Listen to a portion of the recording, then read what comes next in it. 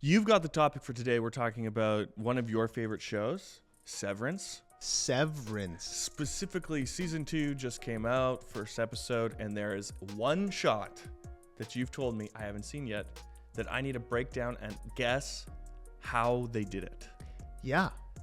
Josh has a great VFX background, and I think that as a cinematographer and a VFX artist, thank you. You should be able to speak to this shot, and we can watch it a couple times and tell me what you think. Because this shot is currently like blowing up over the internet. Adam Scott, who stars in Severance, has said in multiple interviews, I can't wait for this behind the scenes to come out because it was such a crazy shot to film. And sorry, just to clarify, you want me to guess how? I just want you to talk about it. Oh, no. Let's talk about it. I don't think we need to get too worked up. I'm going to try my best. Don't roast me too hard. Let's do it. Listen, if Corridor comes in and finds you, maybe you'll get roasted. Nico. Maybe. I'm talking to you personally, Nico. You might get roasted. Don't hurt me. So I met you in person once at a conference. You were really nice, actually. Josh, have you seen Severance at all? No. Okay. All right. So I think the majority, I could be wrong, of the show is shot on a Sony Venice. Okay. And it's shot on some Panavision lenses. I believe it's like the 19 to 90. There are some really cool shots in Severance to convey the shift. Essentially, to summarize Severance to anyone listening and to Josh here right now. Essentially, Severance is a show about a company that has figured out a way to split your work life with your personal life. So your work memories are fully separate from your personal memories. And these, you were explaining me before, these are the innies and the outies. Correct. So the innies are the ones who are at work. In work. And then there is the outies, which is yourself outside of work. Right. Okay. So they do a ton of cool camera work. And this is directed by Ben Stiller, which is pretty crazy because there's not a lot of humor in the show. It's pretty dark and twisted. So it's kind of funny, I think, from Ben Stiller's perspective. But I also love Ben Stiller. Okay. So one of the shots I really like, and we can show you it when they've done this in season 1, but when they try to convey the shift from going into work and out of work, it's a camera move. Okay. So it's just a zoom. It's all it is. So they built an elevator set, and the whole point is that you get in the elevator when you get to work. You remove all your personal belongings. You go into work in like your suit. You go down the elevator shaft, and then it's like whoosh, shifts you into work mode. Okay. So immediately removes switches your brain. Now in order to do that, it's like it's one of those like push zooms. They do like a dolly zoom. Yes, but it's like so subtle. So it's like widens the face, narrows the face, and that's it. Okay. Season 2, episode 1. Yes. So when you didn't watch season 1, which is fine, but I will. It ended very dramatically, and this isn't going to spoil anything for you, I promise. But literally, season 1, episode whatever, the last episode ended with the main character Adam Scott like running to the camera, about to yell something to a bunch of people at a party, and then it cut off. Like, ended, over. It was insane. They left us with that, and I think it's been 2 years since 2022 is when they left us with that finale. Okay. April 8th, 2022. It came out January 17th, 2025. So just under 3 years, they've left us with that cliffhanger. Now, this is the first shot that brings us back. Supposedly took 5 months to film this. They shot it between takes several times, but what Adam Scott said in an interview, I hope so. That 5 months. 5 months. Across 5 months. 5 months. I know. Rolling. So what Adam Scott said. Infinite footage. Yeah, what Adam Scott said is that when a PA would come up to him and be like, hey, what Gatorade do you want 3 days from now? That's how he knew. What flavor of Gatorade do you want 3 days from now? He would know that he's about to go run down this hallway again several times. Oh, because he was like, oh, okay. Because it's a running shot. All right. Let's see it. Let's watch it. We can discuss, and then we can watch it again if you have any questions. All right. Josh is watching it. Whoa, hey, sorry to interrupt. Vanity Fair posted a breakdown of this shot with the director Ben Stiller and Adam Scott. So beat us to it by like 24 hours. I'm going to get out of here before this camera falls in my face, but enjoy the rest of the video. Okay, let's see how long this sequence was. 'Kay. First off, that was So we're at 6 minutes and 6:22. 22. So we're about, It's like a 2-minute shot. yeah, it's a basically. 2-minute shot. I feel like they've shot. Yeah. So, happy to watch it again and talk through it, but Whoa. I'm curious for you to think on that for a second. Yeah. So right off the bat, the most impressive thing about that shot to me is having the continuity between different angles, different cuts. Obviously, this is like many of the oneers, like 1917 would be a good example. There are like a bazillion cuts in that segment. I'd like to know exactly how many. And they use really unique camera work there. But the thing that blows me away the most is the robotic camera moves and the seamlessness, because obviously there's tight hallways that we're shooting down, and sometimes those cameras zoom out far beyond the scope of the walls. I mean, first off, it really lends itself to doing something like that. All of the walls are the exact same. You can move them, you can remove them, you can make more space for camera operator, for your robot arm. First off, just the continuity is insane. And for those that don't know what a oneer is, spelt one with an R, oneer. Yeah, it's oneer. basically a one. It looks like it's all one shot. That's the point. It's like there's no cutting back and forth. It looks like it's all a cohesive shot. For anyone that didn't know. I heard this quote, and I don't know who said it, but the best VFX shots are the ones that you don't notice VFX in. And specifically for people with no camera or VFX, or what, maybe you're just watching the show because you're watching the show. I don't know if people would realize that, like, holy, there's like 25 shots in this segment. Probably more, actually. Totally. And I think the cool part about this is that obviously you don't know, but Severance isn't meant to be like a VFX. Like, it's not VFX focused. There might be a ton of VFX because there's a lot of the whole set design is meant to look like a big bright white maze. Like, you're supposed to get lost in this like white retro futuristic office space. Cool. So it's meant to feel like you're trapped in this maze. Now, it's not like it's filmed on Mars or something like that. Right. So it's not meant to be like VFX heavy. Okay. Because the sets are very simple and Cool. Beautiful and retro futuristic. But you're totally right. Like, this is something where I feel like people aren't supposed to see all the cuts, but there are a lot of cuts. Yeah. And I think the reason why people on you Reddit, can, like, there are some like frame blending. Yeah. Like, even just through first watch, there are, and they also use Totally. like zoom focal length Yes. changes, which I'm sure are digital zooms matched with the second shot. yeah, And then you kind of see, like, I just off my first watch, there are some, and this is not a critique of the shot because it was amazing. There are some like weird kind of frame blendy, not crossfadey, Yeah. but like, okay. I know what you're talking about, and I think I want to try a second watch. I want to put it on mute. This is the first one. Now, I think the first shot is the coolest part of it, if I'm being honest. yeah, the whip is really neat. Oh, so good. So Okay, here we go. Okay, I love the dolly zoom. That's yeah. really cool. So this dolly zoom is crazy, and I think, again, let's explain it, because I feel like a lot of people that watch this show, like my girlfriend and I watch this, she's not thinking about it the same way I'm thinking about it. I'm looking at this and being like, wow, they're in a contained elevator doing a dolly zoom. That's crazy. So they're basically pushing the camera inwards or backwards or outwards while they're zooming on the lens. So it's a very intricate shot, but it seems so simple, and it's like literally 3 seconds. So this is the shot that conveys him going from outie to innie. So this is where the memory starts. His memory starts, and they start whipping around him. So the set starts turning around him, spinning around him. This is all one shot, or meant to look like it, and then they bring this in. The elevator also could potentially not be real, which probably isn't. I agree. It's probably a set. The doors, I think, I've watched in one interview where they said the elevator is a set, and they do this transition so many times throughout the whole series that I can imagine it being just one set.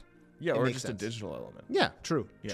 Now, while we get started on the sequence of shots here, I think the coolest part about this is that these shots, when Adam Scott leaves the elevator, is what's shot on something that's called a bolt action camera or a robotic arm camera. Cool. Now, this is very interesting because These are these big robotic arms that you can make precise movements, and it will memorize those shots. Yep. So if you say that, you're doing the shot where you kind of move around him and then you zoom in and then you zoom out, it will mark those and hit them every single time to a T, so that Adam Scott can do his movements and the camera can always be on time, and they can redo this shot however many times and the camera movement will not change. As long as there's a consistent motion blur, we can kind of cut between shots using like frame wipes and stuff. Exactly. But the coolest part is that once the sequence is done, it's how do they get it off the bolt? That was interesting. Like, sorry, I keep pausing. No, Alex. that's good. This is difficult. But like, so it goes from behind him to high. Yeah. So we're behind him to low, and then you see a frame stutter actually. Oh yeah. Go One ahead. second. Side. Right there. Oh yeah. Oh yeah. Yeah. So they're You're cutting right. two So shots they together, which could like pan. is no surprise. Yeah. Probably be like whatever, but whoa. Yeah. They have the low shot where he's looking down and he's realizing that holy fuck. I'll just be completely honest. If you were to ask me how many cuts, like watch it back 100 times and tell me how many cuts there are in this segment, impossible. Yeah. I don't know.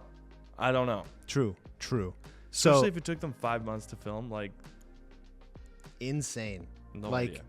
and the thing is, like, that shot's cool. Puts the hallway behind him. When they move at 422, they put the hallway behind him. Yeah. And then they move around again. Another bolt. He looks in the direction of the other hallway. Yeah. And it's low. Okay, so 425 is when Adam Scott starts running. Mm-hmm. I watched an interview with him that he said that him and Ben Stiller studied the running they wanted to I was mimic. wondering why he's running like that. Who do you think he runs like? Because they studied one person in particular. Forrest Gump? No. That was a rough guess. No, he's running like Yeah, this. I know. And you know what's funny? You know who he modeled this after? Oh my gosh, it's Tom Cruise. Yeah, Tom Cruise. So they basically watched a bunch of movies and videos of like Tom Cruise running, and they're like, that's who I am channeling during this running.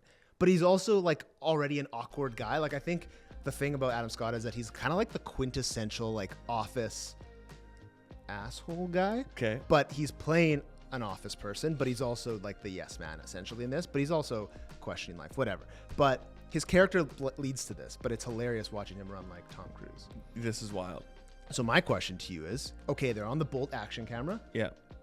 Now he's sprinting, is it on a dolly track now? Like, how is it moving? Like, because now, like, Well, it goes okay, from so let's camera and now that could have been a that's wipe. Steadicam, That could have been 100%. So they move from Bolt to Steadicam maybe, Yeah. and now they're running, and this is crazy. And you can see when they there's trails like frame off. wipes, and you can see. Yeah, it and cutting. right there, like right Yeah, there. Yeah, but it's super cool that they're using like the same. Like the hallways are infinite essentially. Yeah. So the actor can turn a corner, and then once he's left the frame, Yeah. you can use whichever take you want because it's the same. Like as long as the pace is generally the same, and you can see that there's some frame shading Yeah, here. like 436 here is Yeah. like you can see he disappears behind a corner but for like you can also see you can see his leg, and then boom, it's gone, and now they've wiped to a new shot. So I'm guessing like these are the sequences they filmed over the Whoa, months. these are crazy. But that high shot and then come back down is crazy. Turns around, not sure where he is. Turns another corner. Obviously another cut nice there. frame wipes. Yeah, at there's a bunch of 449. frame wipes. Cool. Now we're cool, POV. cool. Now we're swapping again, Very which is cool. probably another cut. You know what would be awesome if it came out that this was all FPV camera. Okay, that would be crazy. The scenes are too wow. Like when they keep switching from like Adam Scott to POV to Adam Scott. I think the best way to tell if something is cutting, and again, I am no master in this. This is crazy, but just watch watch the roof tiles and where the roof and the walls meet. Not to like hyper critique the scene, but that's where you're gonna see the most blending because that's where the most contrast happens. Yeah, Right. that makes sense. And you know what's funny? Like the cool part about that exact point is our focus as a viewer is on Adam Scott. Yeah. So we're not watching the surroundings or the ceiling tiles, right? So you're not gonna see that, and that's the point. That's Yeah. why they know that editors, VFX artists are so good at getting away with that Insanely because good. you don't notice that shift. So we're a minute into it now. We're at 5:13. He's turned another corner. He's confused. He goes the other direction. Now it's funny. He goes from POV or like towards the camera to following. That was crazy. That was crazy. Okay. Whoa. We're at that is like 5:17, I think. All right, so he's running towards the camera, and then we go around a corner. He goes the wrong way, and at 5:17 here, We go behind him. We're following now, and now we're going to go beside him, low angle, and wow, that is crazy.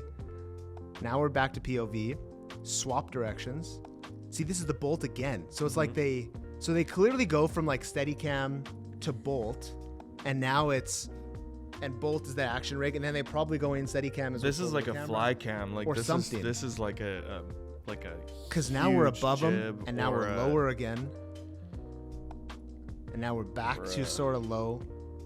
Notice that's actually a really cool technique. So they beat him around the corner, and the actor didn't appear until after. You can tell those are obviously two different shots. Like, we're just talking about the same thing. We're talking about crazy, intricate stitching here. Yeah. To me, it's just the insane continuation of this shot. Totally. And like that zoom, like imagine, like that's the crazy part too. Like they're doing these low, intricate shots, but then they're zooming, slow zoom, and now they're doing another zoom. Exactly. And then another zoom. That's a great way to blend as well. But there's one question that I have, which, whatever. Obviously, when they cut all this together, there's probably some imperfections and probably a lot of rotoscoping that needs to go into like reshaping or reforming so that they can blend frames. Don't want to know how long that took. The rotoscoping. God bless you, whoever did that, because... for the people, again, who don't know, rotoscoping is essentially... You're cutting someone out of a frame, and then putting them on top of it, and then you can manipulate the person because it's just its own individual piece. And then let's say we have two shots and he's closer to the camera in one, but I want to use the first part of the shot. What I can do is actually kind of frame blend by expanding that character from small to the same size. I know it sounds whatever, voodoo magic, which I'm not this good. These people are... You've rotoscoped way longer than I have, but... These people are crazy. Rotoscoping teams are usually like maybe 40 to 50 people sometimes, like rotoscoping. This is crazy. It's insane. And then they do, it ends with the push at 550 where they push in. My favorite part about this entire shot, first watch, was when they turn, all of a sudden it's handheld. Yeah. Because he's breathing super heavy. True. And it goes from like this fluid Tom Cruise run, fluid motion. Wow. All of a sudden it's like breathing with him. It's like dun, dun. Wow. I love that. That's true. And it's uneasy. So, and it leads to what's happening. You obviously don't know, which is a great observation, not knowing the background of this, but him walking into that room is like a huge deal because that's how the season 1 ended. Was I think I learned something crazy, and now he comes in here and he's trying to figure that out, which is what we've all been wanting to know. Right. So is this supposed to be like an elevator or something? No, I cannot tell you because it will absolutely spoil the show for you. Okay, I'll watch it. I can't tell you. I'll watch it. Yeah, so that is the intro shot. I cannot wait until the BTS for this comes out, and I am completely wrong. Well, or we can see how right you were. Because I think the crazy thing about this too is doing this shot and writing, like even doing the storyboarding for it. Could you imagine trying to do this but like everything is the same? Like storyboarding is hard enough as is, but imagine storyboarding with everything is just white. Yeah. Are you white facing the left wall or white facing the right wall? My question is, I wonder how many hallways they actually have. That's a great question. Like, I wonder if they just have one hallway going one way and then a corner. True. Or like a few different T-stops that they can use. I don't know.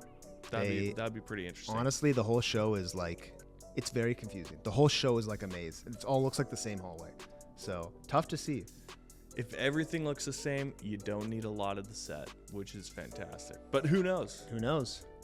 I tried. All right. I tried.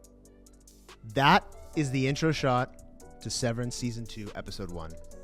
I'm so curious for the BTS. Now I gotta go watch that. Now you gotta go watch the show.